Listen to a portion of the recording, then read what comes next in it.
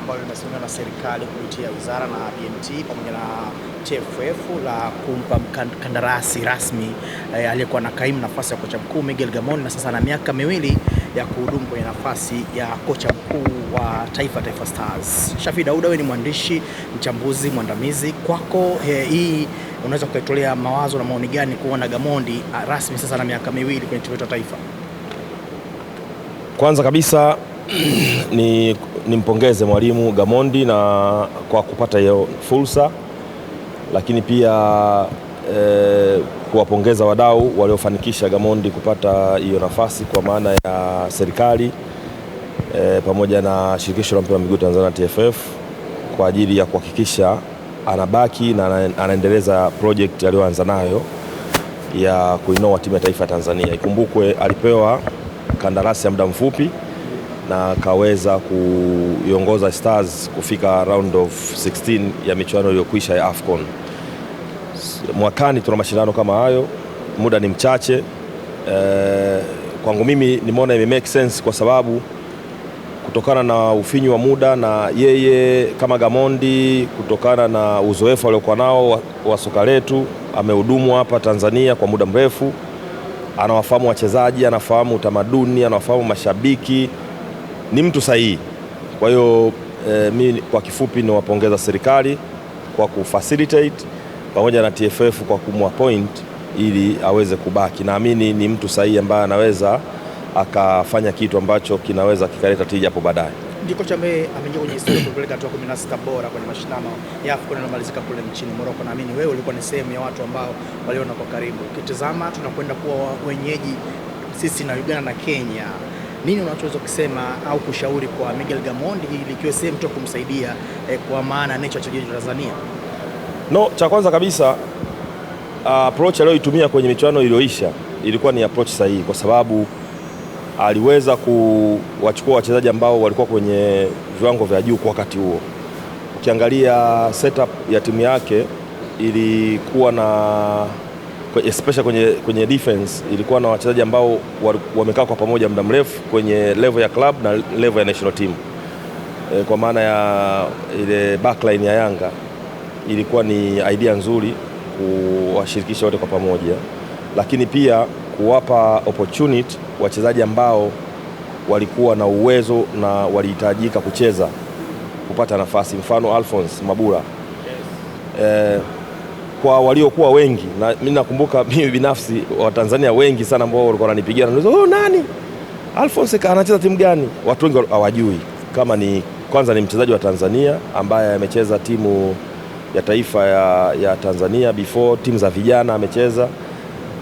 Kwa hiyo wapo wachezaji wa aina yake wengi, na naamini kwa namna ambavyo waliweza kwenda kumfuatilia Alphonse kule Azerbaijan na kumuona, wapo wengine wengi sana ambao wana uwezo mkubwa, na kienda kuwafata akaja akawapa nafasi kama alivyowapa kina Alphonse, naamini ataweza kuwa na wigo mpana wa kuchagua timu ambayo itaweza kumpa matokeo. Sisi tukiwa wenyeji haitapendeza kusema ukweli tutolewe kwenye hatua ya mwanzoni kabisa ya makundi. Kiuhalisia hatuwezi kusema kwamba pamoja na kuwa wenyeji tunaweza tukawa na uhakika wa kuchukua ubingwa, lakini tufanye vizuri. Kwenye muktadha kufanya vizuri unaweza ukauangalia kwa mazingira tofauti. Mojawapo tufuzu hatua ya makundi, tuingie kwenye round of 16 ambao tayari tumefika mwaka huu. Kwa hiyo tumeweka kidogo standard, ndio. Tukifika round of 16 tukafanikiwa kwenda hatua ya robo finali, kwangu mimi tayari itakuwa ni mafanikio tosha. Kama tukienda nusu semi final na tukafanikiwa kuchukua ubingwa itakuwa ni bonus. Lakini mimi ukiniuliza tukiwa wenyeji na michuano inachezwa hapa Mkapa Stadium, ndio Arusha Stadium, uwanja utakuwa umekamilika, naamini basi angalau tufike robo finali, kwangu mimi itakuwa ni mafanikio makubwa. Unaamini kuna pressure yoyote ile ambayo Taifa Stars inapewa kwa sasa hivi, ukiwasikiliza viongozi wa wizara TFF wanadai kwamba kombe ikiwezekana libaki hapa hapa? Unafikiri kuna pressure yoyote Gamondi anaipata kuelekea kama anatishwa fulani? No, sio kutishwa, ni matarajio. Unajua unapokuwa una aim matokeo makubwa, ni lazima uanze kwa picha kubwa. Kwa hiyo hatuwezi kuzungumzia kufika robo fainali kwa kuiwazia robo fainali. Ukiwazia fainali ukaiwazia ubingwa, unaweza kaishia robo fainali. Kwa hiyo mimi naiona ni kauli za kwa ajili ya kutengeneza motivation kwa wachezaji, lakini pia kwa mashabiki, na sisi tuwe motivated, tusigeuze ikawa ni pressure kwa kocha na kwa benchi la ufundi na wachezaji. Mimi naiona ni kauli ambayo inatujenga, inatupa hamasa ya kuamini kwamba tunaweza tukashindana tukijipanga vizuri, kwa sababu resources zote zipo. Hatuna sababu ya kutokufanya vizuri. Dunia sasa hivi wote tumeshuhudia level ya anayejua na asiyejua imepungua, ni tofauti na zamani. Sasa hivi wachezaji wetu sio washamba kama zamani. Tuna wachezaji ambao tayari wana exposure, umeelewa wachezaji ambao wana uwezo wa kushindana. Kwa hiyo kufanya vizuri ni jambo ambalo liko ndani ya uwezo, lakini kufanya uzuri kwa magnitude ipi, hiyo ndio inabaki kama inabaki kwenye mabano. Lakini mimi binafsi sina hofu na namna ambavyo tunavyocheza kwa sasa hivi. Tuna uwezo wa kufanya vizuri zaidi kama wadau wote wakiwa wamejipanga na kila mmoja akatekeleza majukumu yake yanavyotakiwa. Hatuna sababu ya kutoperform kwenye mashindano. Transition ya Simba imeguswa hapa leo na waziri husika na akatoa maelekezo kwamba ndani ya mwezi wa angalau mpaka mwezi wa 3 basi Simba wao wamejua kile kinachoendelea. Kati ya jambo ambalo limekuwa ni pasua kichwa kwenye nchi. Sawa umecheka na washiria kwa jambo nzito. Ilikuwa story nyingi. Mara huko kuna kwamisha, na juzi tumeona mwekezaji akicomment na mzungumza Mo Dewji kwenye page ama kurasa rasmi wa IG Instagram wa klabu ya Simba akiuliza transformation imefikia wapi? Sasa waziri ametolea maelekezo. Kwako unaiona taswira gani kuelekea mbele kwa klabu ya Simba kwenye hili? Mimi kwanza kilichonifurahisha ni namna ambavyo mheshimiwa waziri alivyoliweka. Alikuwa kama anafanya mzaha hivi, lakini alikuwa send message ya uhalisia kwamba taratibu zifuatwe na zinajulikana. Kama ni katiba imefanywa marekebisho kwenye na wanachama wa klabu ya Simba kupitia mkutano mkuu, yamekuja BMT kwa msajili, basi msajili afanye kazi yake anavyoona inafaa. Yeye hajataka kuingilia kama waziri ili kuona anaweza kwa namna moja ama nyingine anaweza kushawishi au kuleta namna yote ile jambo lifanyike ndivyo sivyo. Amemwagiza msajili kwa mujibu wa taratibu ambazo yeye anazijua na anazisimamia, mchakato ufike mwisho, ambalo kwangu mimi nimeona ni jambo jema, kwa sababu hakuna sababu ya ili jambo kuendelea kuchukua mlolongo mrefu. Bahati nzuri miongozo ipo, sote tunafahamu kwamba BMT ilitoa mwongozo ya hii mifumo ya transformation na vilabu vyetu, na mwongozo uko clear. Kilichobaki ni vilabu vyenyewe na wanachama kufuata ule mwongozo wakati wanafanya hayo mabadiliko ya katiba zao kuelekea kwenye kufanya hizo transformation zao. Tayari kila kitu kiko clear. Kwa alichosisitiza ni kuachana na siasa. Unajua sisi moja kati ya vitu vinavyotukwamisha ni kuwekeza sana kwenye politics kuliko kwenye uhalisia, si ndio? Bahati nzuri kila kitu kiko clear. Kwa nini vitu vinachelewa? Kwa hiyo mimi nimemuelewa na ameisend message kwa lugha nyepesi, na naamini msajili atakuwa ameipokea na atakwenda kuifanyia kazi kwenye eneo lake na kukamilisha huo mchakato, ili mwisho wa siku tuone namna ambavyo mambo yanatakiwa kwenda. Digala, tunazungumzia kuhusiana na timu zetu sasa zimetolewa kwenye hatua ya kwenda kufuzu kwenye robo finali, zimeshindikana timu zote nne. Kwako wewe kama mwandamizi wa football Tanzania, unaweza kuzungumza wapi tumekwama? Kwanza hatujakwama, kwa sababu kufuzu na kupata nafasi 4 ni jambo la kujipongeza. Alafu issue ya matokeo hiyo iko subjective, sio? Sisi tunavyotaka kwenda kufanya vizuri na hao wengine tunaoshindana nao wenyewe wanataka wafanye vizuri. Kwa hiyo cha muhimu ni kuangalia tumeshatengeneza standard ya timu zetu kushindana. Ukiangalia mfano Azam amecheza mpaka mechi ya mwisho hatua ya makundi ndo ameshindwa kuwa na uhakika wa kwenda hatua ya robo finali. Kamaliza na alama 9. Ni alama nyingi, sio? Yanga amemaliza na alama 8, sio? Mechi ya mwisho kashinda, kampiga Kabile, sio timu ndogo. Kwa bahati mbaya wakati mwingine kwenye mpira, unajua ukiangalia matokeo kwa ujumla wake unaweza ukapata tafsiri ambayo ni ya uongo. Mfano, kitendo cha Yanga kuwa kundi moja na mwakilishi wa Egypt na Morocco sio jambo jepesi. Sote ni mashahidi, tunajua mashindano ya Afrika ngazi ya vilabu, hizi timu za Morocco na Egypt ndio timu ambazo zimekuwa na historia kufanya vizuri sana, zina uwezo mkubwa. Kwa hiyo ikitokea timu yoyote inakutana na hizo timu, huwa kunakuwa na changamoto kubwa. Kwa hiyo kwa Yanga mimi siwezi kuwajaji kwamba wamefanya vibaya msimu huu kwa sababu wameshindwa kwenda robo finali. Kwenda robo finali ni matokeo, lakini kama timu bado wana timu imara na wana timu bora, sio? Wangeweza kupangwa kwenye kundi lingine, yawezekana ingekuwa ni story tofauti. Simba wao wanaonekana wamefanya vibaya kweli, kwa sababu ukilinganisha wamekuwa na historia nzuri ya kwenda robo finali. Kwa hiyo robo finali sio story, na msimu huu wamedrop, ndo ukweli. Lakini ukiangalia kwa nini wamedrop, ni kwa sisi ambao tunafuatilia mpira na nyie ni waandishi ambao mnafuatilia kila siku, hauwezi kuona ni maajabu ilikuwa inaonekana, kwa sababu hawakuwa na consistency ya timu yao. Msimu ulioisha ambao walifika finali ya kombe la shirikisho, mimi nakuachana assignment leo, kaangalieni kile kikosi ambacho walichokuwa nacho msimu uliopita mpaka wanacheza mechi ya mwisho ya finali na Berkane, mpaka leo hii tunavyozungumza wabaki wachezaji wangapi? Wazidi wanne. Kwa hiyo katika mazingira hayo, manake wale overall the whole squad waka start from the beginning.